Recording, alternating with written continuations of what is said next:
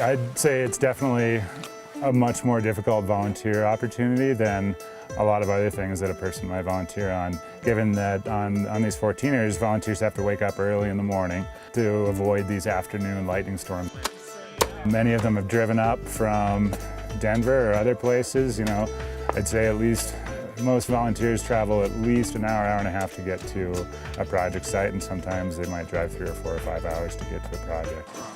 And then of course physically, hiking up at altitude early in the morning and moving rocks and digging in rocky soil. It's physically intensive, and then also too just building these trail work structures, building rock steps, building rock retaining walls. We got an early start this morning. This is the first time I've volunteered for trail work. It's a lot harder than I thought it was going to be working at altitude. I thought I was in pretty good shape, but but I find that I'm having to drink a lot more water and take a lot more breaths working up here.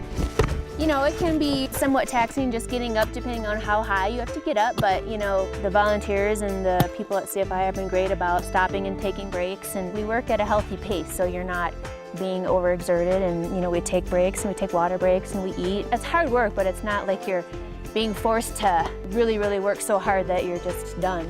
I think hauling the rocks up the hill, that's physically demanding.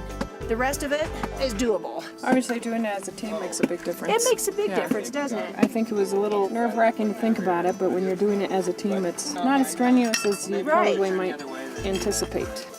A good gauge for volunteers that are interested in volunteering with us, a good gauge of physical fitness for doing this type of work is if a person is comfortable with a full day of skiing or a day hike, you know, in the mountains where they're spending a full day out hiking, or backpacking or snowshoeing or something like that, then they're typically probably fit enough to do this type of work. No special skills are needed, no technical skills are needed. We do ask the folks that are, you know, comfortable and familiar with being in the outdoors. You know, they've done some hiking before, they spent some time in the outdoors, so they're prepared with proper clothing, just a knowledge of how to be happy and healthy in this environment.